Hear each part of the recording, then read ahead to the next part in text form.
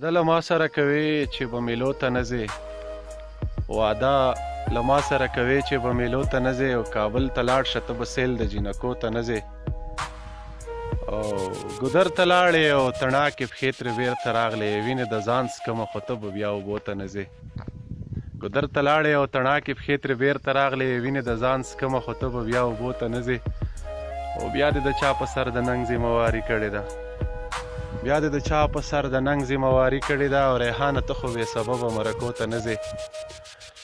د شاعرانه چینل لیدونکو سلامونه او مینه مې ومنئ. د همدې بیتونو خالق کبیر ریحان مو تر څنګ ولاړ دی، له ده نه به شعرونه اورو، زیات به ترې شعرونه اورو، یوه نیمه پوښتنه به هم ترې کوو.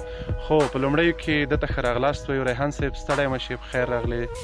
مننه کوم درمان صاحب، تاسو ستاسو د پاڼې مینوال خدای دې آباد لري، ستړي مه شئ ورته کوم، خوشحاله اوسئ. ډېره مننه. ریحان صاحب په لومړی سر کې یو غزل درنه اورو، وروسته بیا پوښتنه.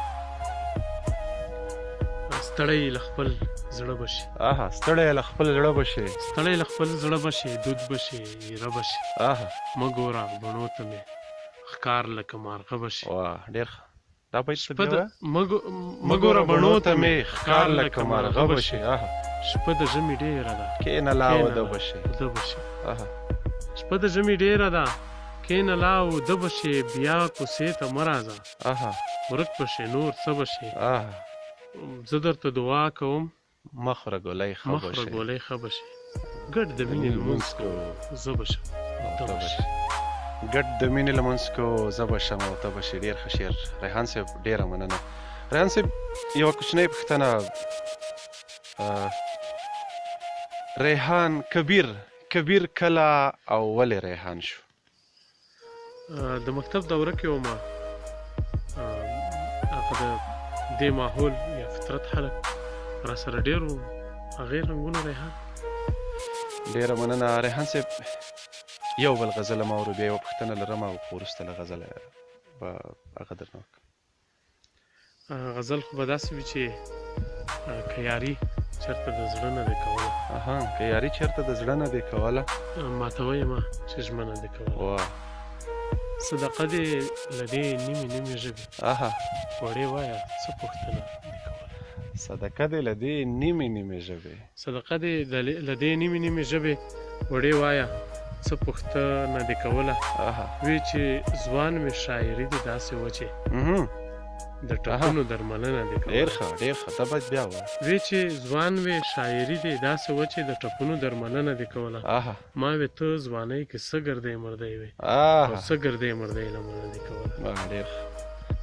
اها، ډېر ښه. ریحان صاحب مخکې ما ریحانه څه په ګرانه دې اشنا کړم، اها، ما ریحانه څه په ګرانه دې اشنا کړم، خواري په وچه ونه دې کوله. ډېر ښه، ډېر زبردست. ډېره مننه ریحان صاحب، ښکلی غزل و. ډېره مننه. یو پوښتنه به وکړم ریحان صاحب، تاسو تقریبا یو 8 کاله خو کېږي چې سفر کې یئ. پوښتنه مې دا ده چې سفر دی، مسافرۍ دی، په ژوند کې او په شعر کې څه بدلون راوستی یا نه؟ درمان صاحب زه خو فطري ځواب وایم، زه په مسافرۍ کې د ساړه په ارمان یم. اها، ساړه په ارمان چې یو څوک شي په دې معنا نه چې زما ساړه ولې کېږي، زما باید ساړه وشي په مسافرۍ کې، او همدې ارمان لږ څه خوږلت په ما کې راوستی دی، ځکه زه ورته خوشحال یم. یو خو داسې ده چې ما ته خپل حلال رزق رسېږي، او بل شاعري ما ته پستوي ډېره خوند راکوي. ډېر خلک دا وایي چې سفر یا مسافري د سړي شاعري په اصطلاح قوي کوي، ښه کوي. دا رښتیا ده؟ دا ورسره منئ؟ کوي ځکه چې هغه د ملګرو نه لرې شي که نه، نور دردونه هم ورسره اضافې شي، او د چا درد چې ته راواخلې په شعر کې د همغه شاعر دی. ډېره مننه. ریحان صاحب د مقبل صاحب یو هایکو را یادېږي چې وطنه قدر د وطن کې نه و، ځکه چې مینه کې د موړ و مزه، چې مسافر شو اوس مې ډېر یادېږي. نو خدای دې ټول مسافرین په خپل وطن کې سبب جوړ کړي. دغه وخت کې به بیا له تاسو نه یو غزل واورو.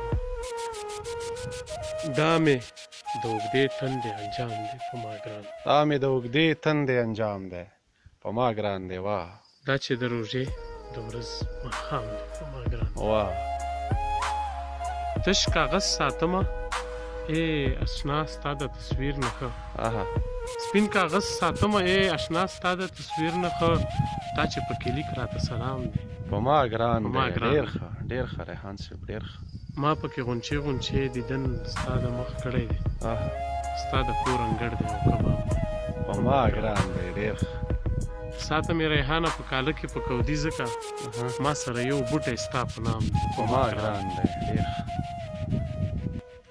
ډېره مننه ریحان صاحب ښایسته غزل و خدای دې د دې قلم ژبه همداسې روانه لره یو پوښتنه به وکړم بیا به وروستنۍ غزل اورو زه چې څومره ستاسو شاعري لولم ریحان صاحب د نورو شاعرانو د شعرونو سره ستاسو په شاعرۍ کې موسیقیت ډېر وینم د دې علت څه شی دی یو ځانګړی علت لري که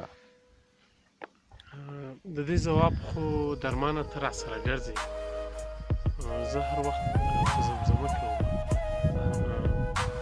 د بل شعر چې لولم هم زه وایم ما په ترنم لوستی وای خو اصل کې خبره دا ده که نه چې زه چې شعر لیکم یو خو یې په ترنم کې لیکمه بل دا خبره ده چې دا د زیرو بم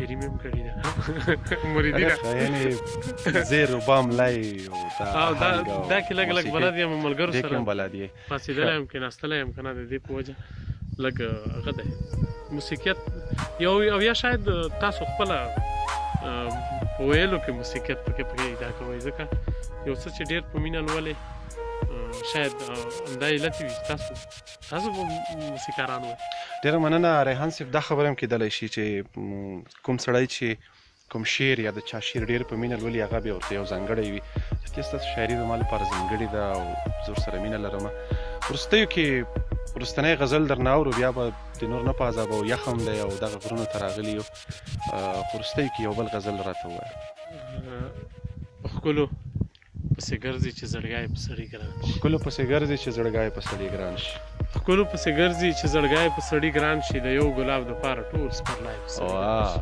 ډېر دیدن ته چې بله بهانه په ورکېدو شي دیدن ته چې بله بهانه په ورکېدو شي ګودر په سړي ګران شي او منګی په سړي ګران شي ډېر لوړ واه جنت یې د پښو لاندې دی ډېر لرې پسې مزه جنت یې د پښو لاندې دی ډېر لرې پسې مزه چې مور په سړي ګرانه شي نو خدای په سړي ګران شي واه تعجب په دې خبره دلته مینه کول نشته تعجب په دې خبره دلته مینه کول نشته پښتون چې په چا ګران شو نو مرګی په سړي ګران شي ریحان چې څوک ور یاد کړي په ځواب کې ورته وایي پېښېږي کله یو نیم لیونی په سړي ګران شي ډېره مننه ریحان چې څوک ور یاد کړي په ځواب کې ورته وایي پېښېږي کله یو نیم لیونی په سړي ګران شي نو دا و کابر ریحان دا و د ده خبرې دا و د ده شعرونه ریحان صاحب ډېره مننه او موږ داسې الفاظ نه لرو چې په دې سړک کې په دې یخ کې راغلی موږ سره څو خبرې وکړي ډېره مننه ستاسو نه ځکه اولنۍ ورځ ده چې ما سره په داسې څه غږېږي چې د ورورۍ او ملګرتیا نه لږ علاوه څه دي ډېره مننه